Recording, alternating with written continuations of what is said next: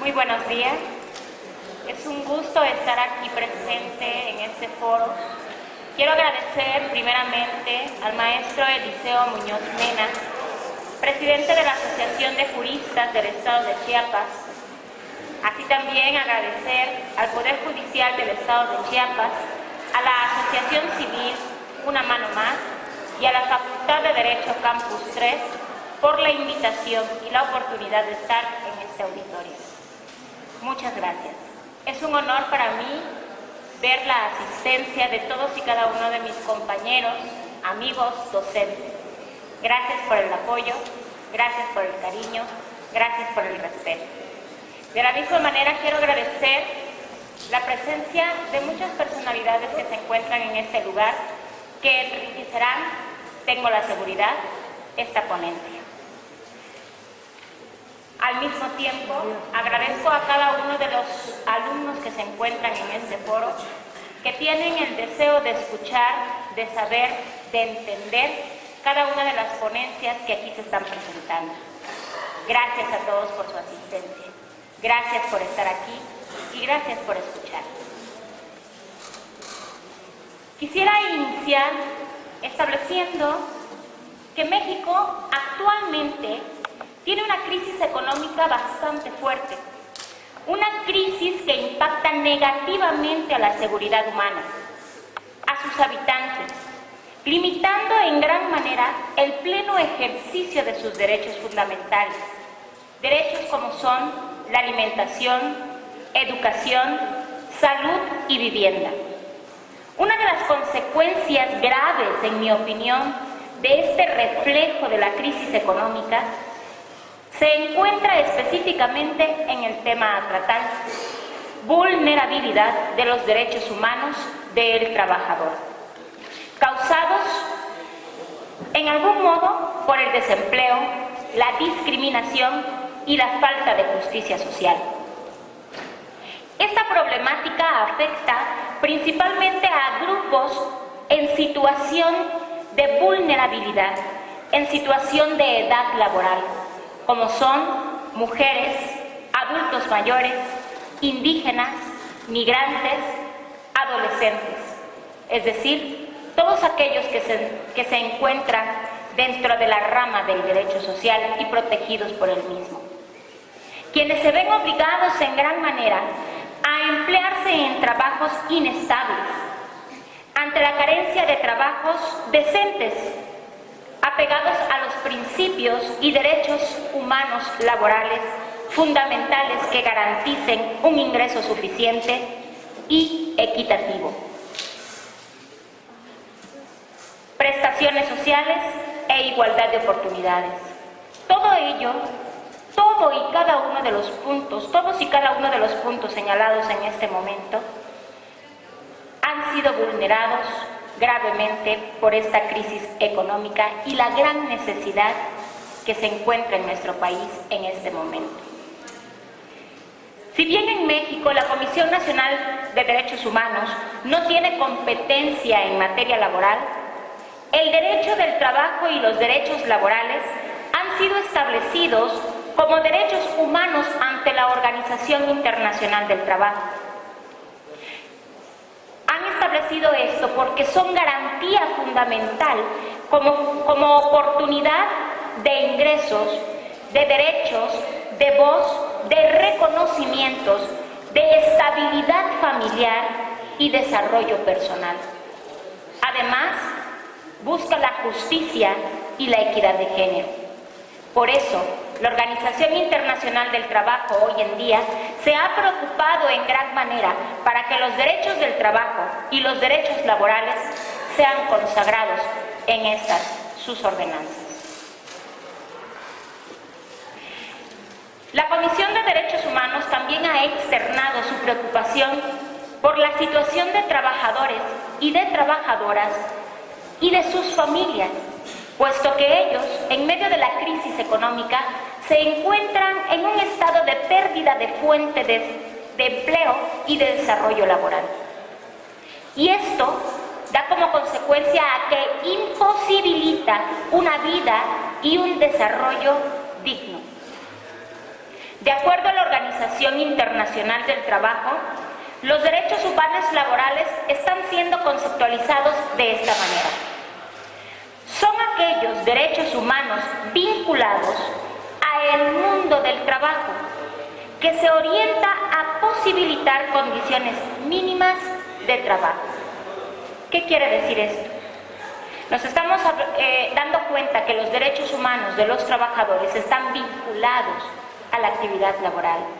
Están vinculados los organismos internacionales a través de la Organización Internacional del Trabajo, dividida en Organización Internacional de Empleadores y Organización Internacional de Trabajadores, buscando de alguna manera mejorar las condiciones laborales, buscando de alguna manera mejorando el salario, buscando de alguna manera mejorar la libertad sindical, la contratación colectiva y la huelga, que son avances fundamentales en materia colectiva. Quisiera empezar diciendo o señalando cuáles son los derechos humanos laborales y explicar cada uno de ellos para que podamos entender de qué manera han estado vulnerados actualmente. El primero de ellos es el empleo estable. ¿Qué quiere decir con eso? Cuando nosotros hablamos acerca del empleo estable, es ese derecho que tenemos para elegir libremente el trabajo que vamos a desempeñar. Es el derecho que tenemos a ser capacitados para desempeñar dicho trabajo. Es el derecho y la garantía que nos da este derecho humano laboral a la estabilidad en el empleo, mientras exista la materia de trabajo.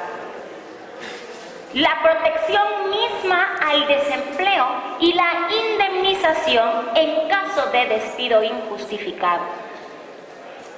De la misma manera, nos garantiza el empleo estable a tener una base de antigüedad en relación a el ascenso.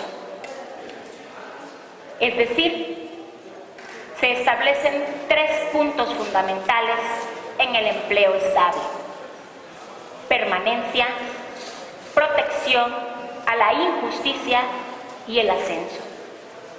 Se escucha muy bonito.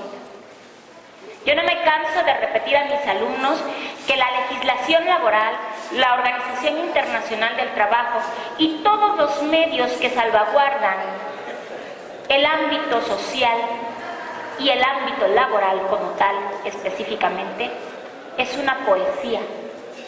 Los que me conocen en aulas saben que eso es lo que digo.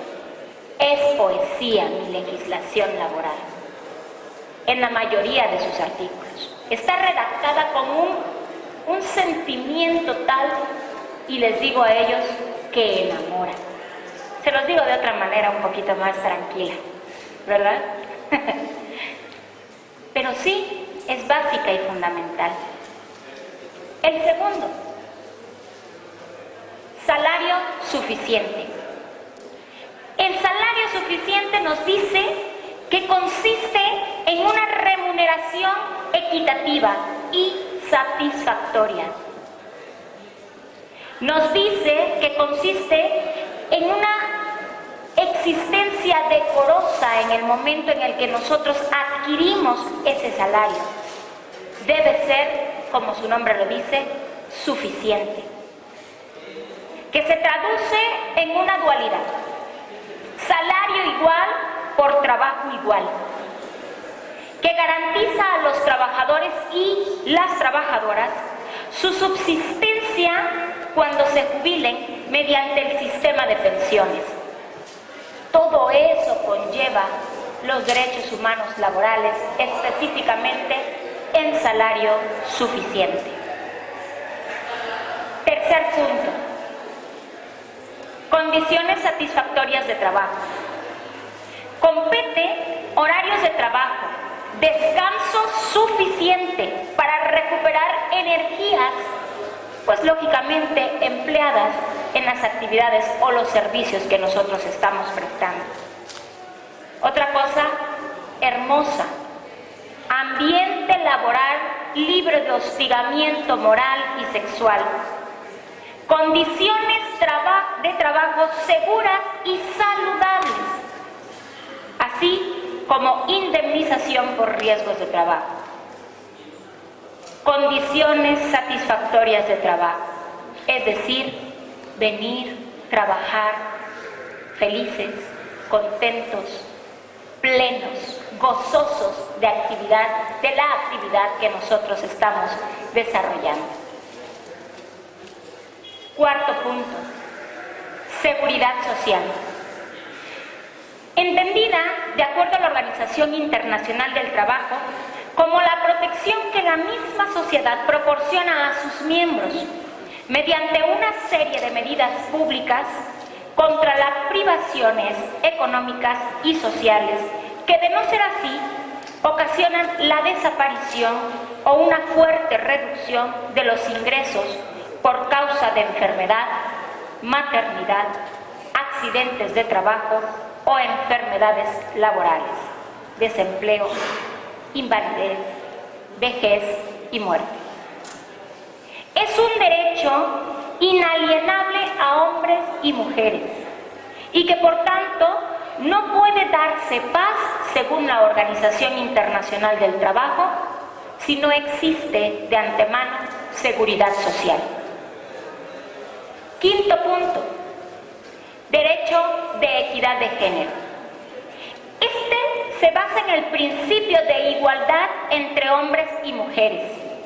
Este garantiza a los trabajadores y a las trabajadoras a tener un acceso al empleo en las mismas condiciones. Desgraciadamente, es vulnerable al igual que los otros anteriores. Punto número 6, o derecho humano laboral número 6. Derecho de los menores trabajadores. Este derecho establece la prohibición fundamental en el trabajo de los menores de 14 años. Garantiza la vigilancia y la protección que debe de tener el Estado para que esto se pueda regular.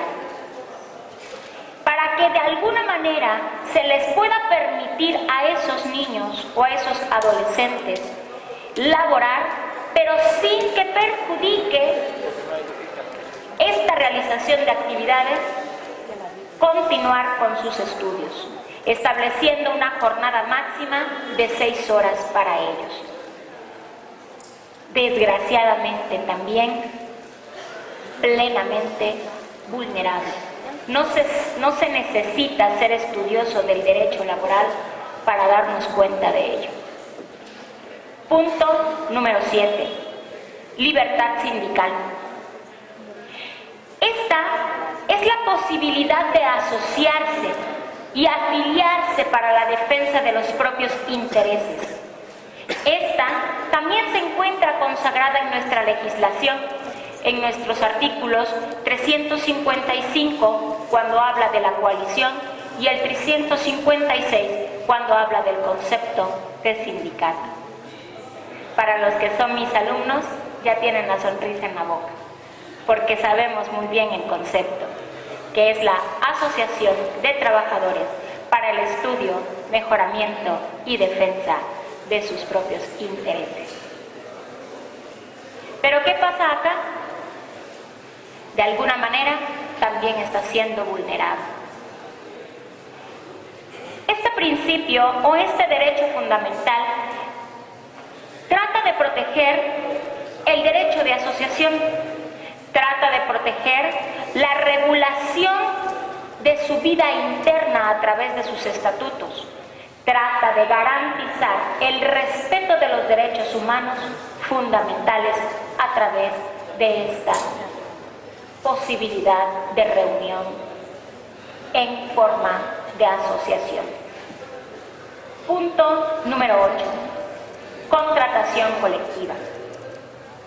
Entendida también como la posibilidad de tomar en cuenta una voluntad mutua entre un grupo de trabajadores sindicalizados con el patrón, llegar a un acuerdo denominado contrato colectivo y así tener mayores y mejores prestaciones, mayores y mejores derechos, incluso de los mínimos que marca nuestra Constitución y nuestra misma legislación.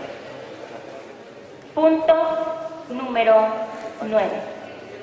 El derecho a la huelga.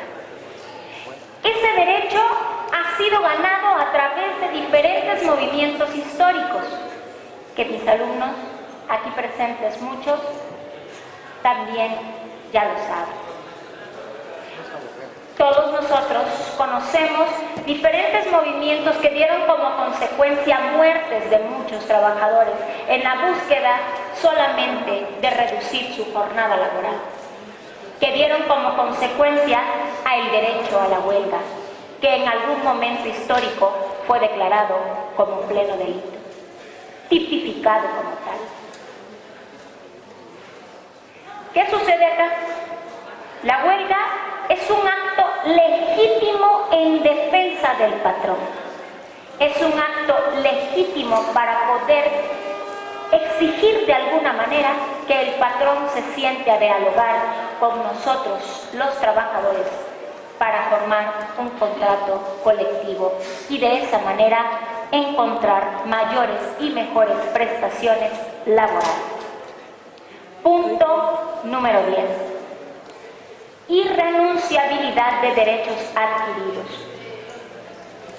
Esta es una característica de los derechos humanos y en materia laboral implica que ningún trabajador o trabajadora puede renunciar a los derechos mínimos que nos marca nuestra Constitución e incluso nuestra misma legislación nos dice que será declarada nula o será declarado nulo todo contrato individual del trabajo que se encuentre establecido por debajo de lo mínimo que nos marca la Constitución. Y por último, justicia laboral. La justicia laboral es entendida como la garantía que tiene como obligación el Estado de dar medios suficientes jurídicos y adecuados en caso de presentarse una violación a los derechos de los y las trabajadoras. La posibilidad de que un trabajador pueda ser escuchado y pueda ser y llegar a un tribunal independientemente e imparcial con el fin de darle fin a la violación a sus derechos. Estos 11 derechos humanos laborales son los que hoy podemos encontrar vulnerables. Se traducen en algunos principios o en 4 principios básicos que marca nuestra doctrina y nuestra propia legislación, que son principios rectores del derecho del trabajo. El primero de ellos, el primero de los principios que se fundamenta lógicamente y que van de la mano con los derechos humanos laborales, es el trabajo es un derecho y un deber social, consagrado en el artículo 123 de nuestra Constitución, al decirnos que toda persona tiene derecho a un trabajo digno y socialmente útil. De igual manera, en el artículo 3 de la Ley Federal del Trabajo nos dice que es el trabajo un derecho y un deber social. Segundo principio, libertad del trabajo, consagrado en el artículo 5 de nuestra Constitución, en la que, parafraseando un poco, nos dice que nosotros tenemos el derecho de realizar la profesión u oficio siempre y cuando esté apegada a la ley. Punto número 3, o principio número 3, que también se basa en estos derechos humanos. Igualdad en el trabajo. La igualdad en el trabajo se reduce a trabajo igual, salario igual. Trabajo igual, prestaciones iguales. Y punto o principio número 4, estabilidad. Es tiene como trabajador de vigencia o permanencia y que debe tener todo trabajador en su empleo.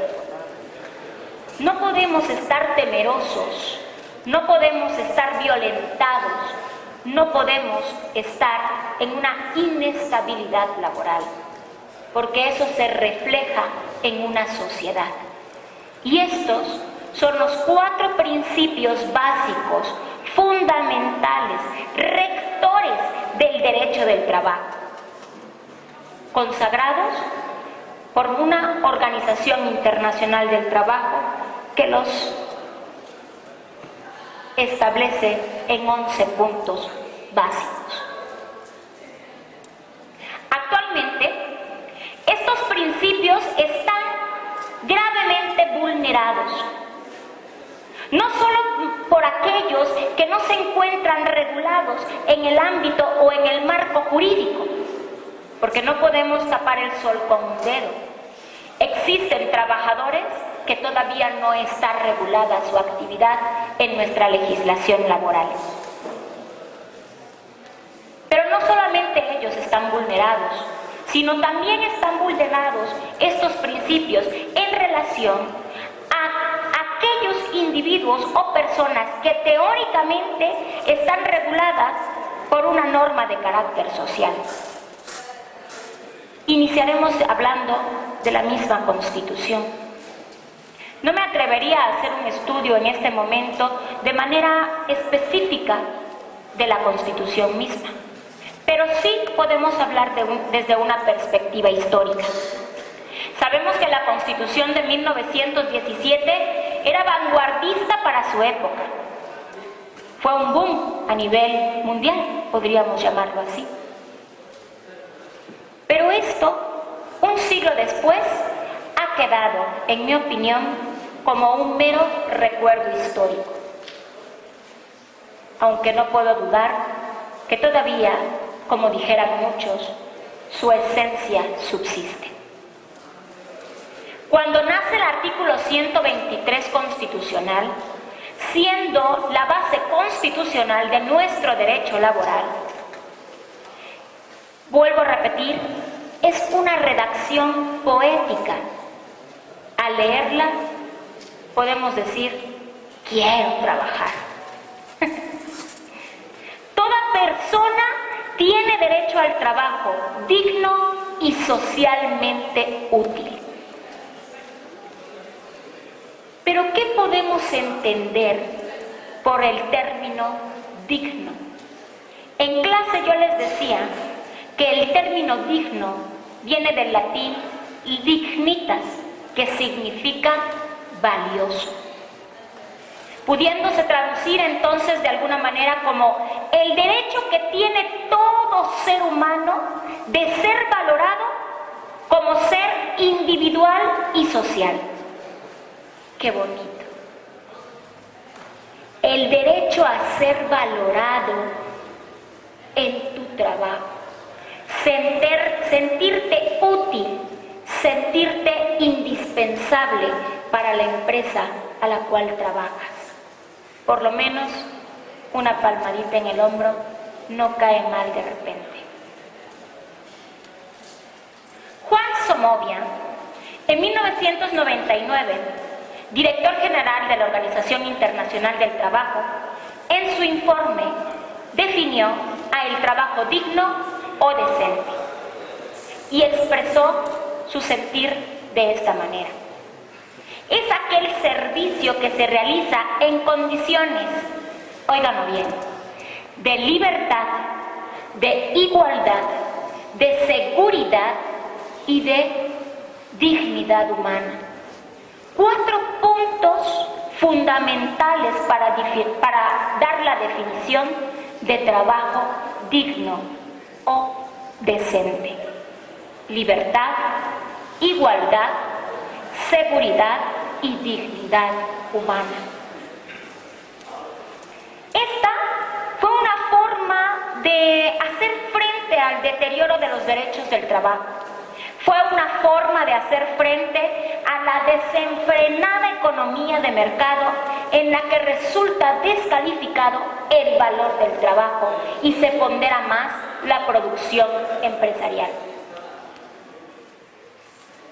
Las condiciones de libertad, igualdad, seguridad y dignidad son 4 objetivos que respecto de los derechos humanos sirven, pues de alguna manera, para que tengamos conciencia, por lo menos, de lo que debe ser un trabajo digno o decente y la forma en que debe presentarse.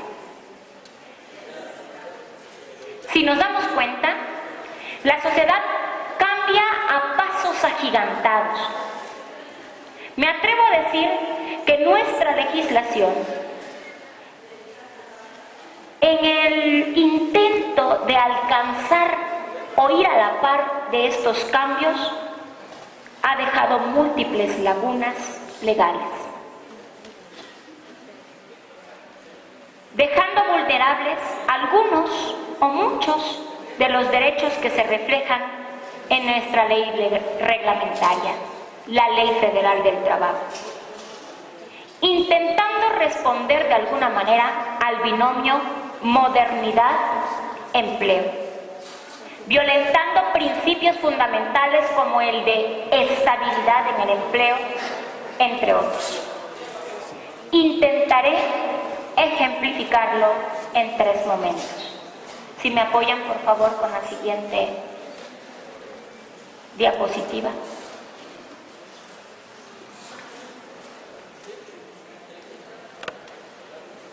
La tercera, por favor. Esta. Ya no tengo más diapositivas. Esta es la tercera y última.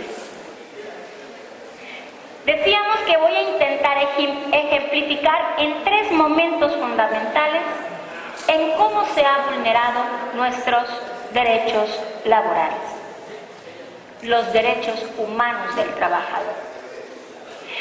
Estos ejemplos no quieren decir que sean los más importantes, los más trascendentes o aquellos que le van a dar solución al problema. No, son simples y meros ejemplos. Primero, en la celebración de los contratos. Recordemos que cuando surgió el contrato individual del trabajo, fue una situación de aplaudirse. ¿Por qué de aplaudirse? Porque se creó, en primer lugar, un instrumento jurídico contractual, pero no cualquiera, sino un instrumento jurídico contractual con contenido social. Ah, qué bonito, nuevamente. ¿Qué pasa acá? A través del contrato individual del trabajo, nosotros como trabajadores adquirimos derechos, pero adquirimos también la posibilidad de exigirle al patrón ciertas prestaciones y que nos establezca por lo menos lo mínimo que marca nuestra Constitución. Pero desgraciadamente, hoy en día se está metiendo o existe la intromisión de un contrato que nada tiene que ver en materia laboral. Este es el contrato de prestación de servicios profesionales, que hoy en día se ha utilizado en gran manera por las empresas, dejando a un lado el avance histórico en materia laboral, que es el contrato individual del trabajo, dejando a aquellos que tienen la calidad de prestadores de servicios al margen de una justicia social pronta y expedita, digámoslo así, sin poder tener la calidad de trabajadores y sin gozar las garantías mínimas que marca nuestra legislación, sin poder, lógicamente, tener el derecho a sindicalizarse, sin poder, lógicamente, realizar un contrato colectivo en la búsqueda de mejores condiciones laborales, sin poder, lógicamente, acudir a una junta de conciliación y arbitraje,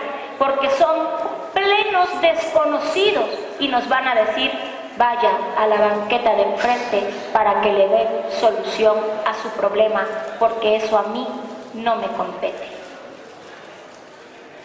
De la misma manera, la reforma a la Ley Federal del Trabajo, publicado en el Diario Oficial de la Federación, el viernes 30 de noviembre del 2012, se incorporan 5 contratos a la ley.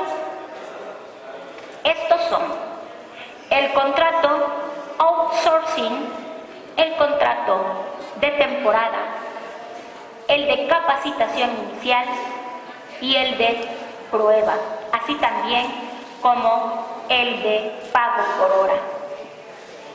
En palabras del maestro José Dávalos, que es el autor que utilizo para mis 2 clases de Derecho Individual del Trabajo y el de Derecho Colectivo y Procesal Laboral en esta institución, el maestro hace mención de estos 5 contratos y señala que fueron establecidos con calzador por medio de los empleadores o patrones. Y dice él que se empeñan en arrebatar a los derechos que tienen los trabajadores en la permanencia del empleo, en donde como fantasmas son trabajadores que entran y salen de las empresas, quedando vulnerados los derechos de estabilidad en el trabajo, en el empleo. Hace mención también en su obra una declaración que hace Agustín Carstens en la 6ª Conferencia Anual de Competitividad y Regulación organizada por la Red Mexicana de Competencias y Regulación de la Ciudad de México en el año 2013. Destacó que estas fueron sus palabras. Se necesita, dijo Agustín Carstens, de la flexibilidad de la contratación. Pero no terminó ahí. Hasta ahí iba bien. Pero también la flexibilidad para despedir trabajadores sin que sea tan costoso para la empresa. Estableciendo este comentario, cuando aborda en su obra estos 5 contratos que se incluyeron en el año 2012. El contrato outsourcing, capacitación inicial, el contrato a prueba y el contrato de pago por hora. El contrato outsourcing es conceptualizado como la acción de recurrir a una agencia exterior para operar una función que anteriormente se realizaba dentro de la compañía. Y en palabras de dicho autor, desgraciadamente para la clase trabajadora, trajo el deterioro de los derechos del pago de aguinaldos, participación de utilidades y prima de antigüedad, entre muchos otros. No voy a hacer mención a los 5, haré mención solamente a 2 más. El de capacitación inicial. Este se asemeja al denominado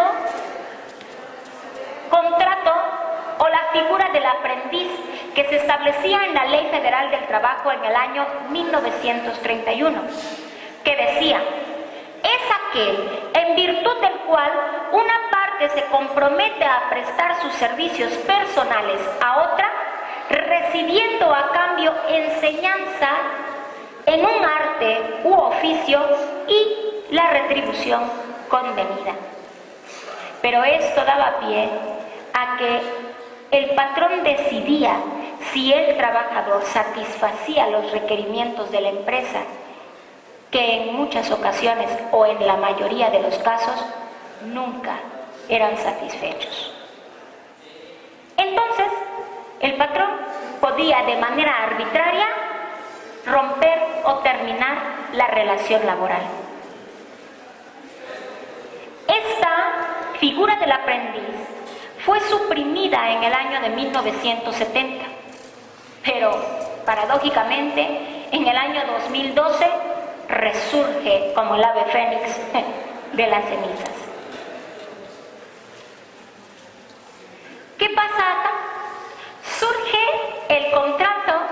capacitación inicial.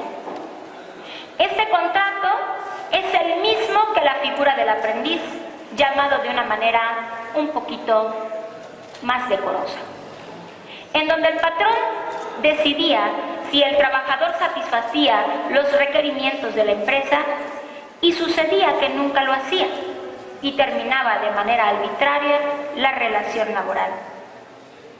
De la misma manera, el contrato a prueba, regulado en el artículo 39A de nuestra legislación.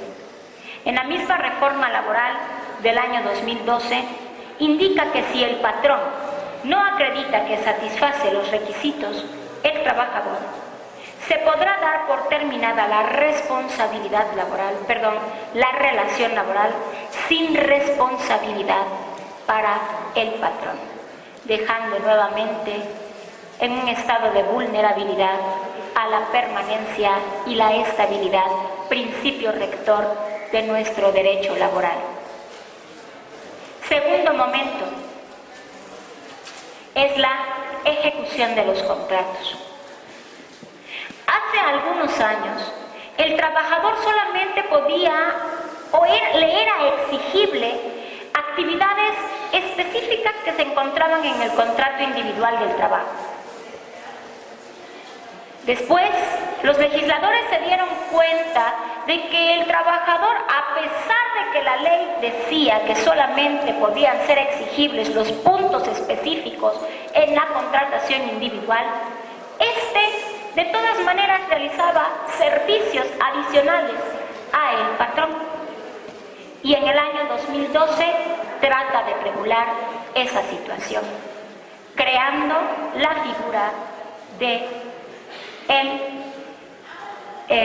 tarea conexa o tarea complementaria, establecida en el artículo 56 bis. Y digo trata porque intenta de alguna manera defender los derechos del trabajador que ejecutan trabajos que no corresponden a un contrato individual. Repito, digo tratan por el hecho de que no se le obliga de manera expresa a el patrón a dar una compensación y se podría considerar como una mera recomendación. El artículo 56 bis a la letra dice: los trabajadores podrán desempeñar labores o tareas conexas o complementarias a su labor principal, por lo cual podrán recibir la compensación salarial correspondiente. Dice la palabra podrán recibir, entendiéndose de manera gramatical como una mera recomendación. En mi opinión, el artículo debería dejar a libre albedrío al trabajador para realizar esas labores conexas o complementarias, pero debería obligar de manera contundente que dada dicha actividad complementaria, el patrón debe entregar una compensación salarial correspondiente. Es mi opinión.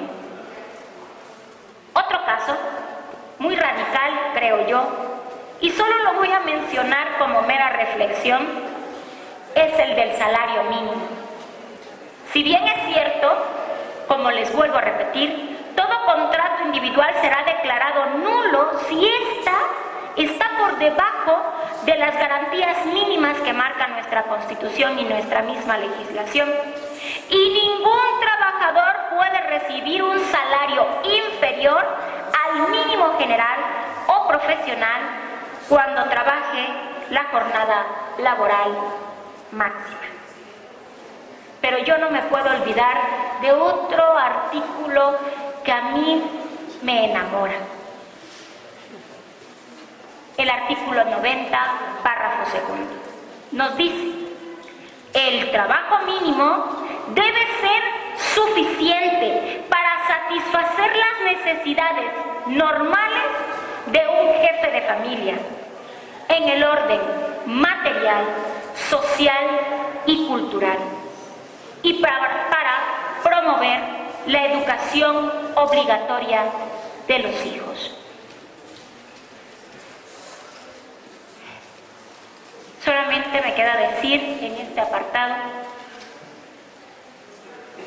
hacerles más que nada un cuestionamiento. Con el salario mínimo actual, ¿podemos cubrir nosotros, los jefes de familia, esas necesidades básicas desde el punto de vista material, cultural y social, y darle la obligación que se tiene respecto a los hijos, respecto a la educación? Se los dejo como mera reflexión. No voy a ahondar más en el tema. Punto número 3 y último, para ya dejarlos descansar. Ruptura de la relación laboral. El artículo 47 de nuestra legislación establece las causas de la rescisión de la relación laboral. Nos señala 15 causas fundamentales que en la mayoría son justificadas. Pero en el año 2012, y solamente para hacer mención en relación a la ruptura de la relación laboral, que también está plenamente vulnerada, y en este año 2012 integran una figura más, que es el cliente del patrón, que puede señalar en algún momento si un trabajador realizó una conducta indebida contra él, y esto puede causar la rescisión de la relación laboral sin responsabilidad para el patrón. Digamos que en esta situación de relación dual entre patrón y trabajador, hoy tiene un invitado. Un invitado que al parecer, cuando está en escena, puede ser motivo de la terminación de la relación laboral. Les voy a contar una anécdota que es propio de mis clases, para los que me conocen. Es verídico. Hace poco fuimos a un restaurante con mis hijos y te pasan una notita en donde señalas cuál es la actividad de los empleados, buena, regular o mala, y te ponen una carita así, feliz, triste. Pues ya saben a qué lugar me refiero. Mis hijos, a manera de juego, qué sé yo, cuando vine a ver ya habían llenado ese papelito. Lo llenaron y pusieron mala, mala, mala, mala. Cuando habíamos comido muy bien, quiero decirles.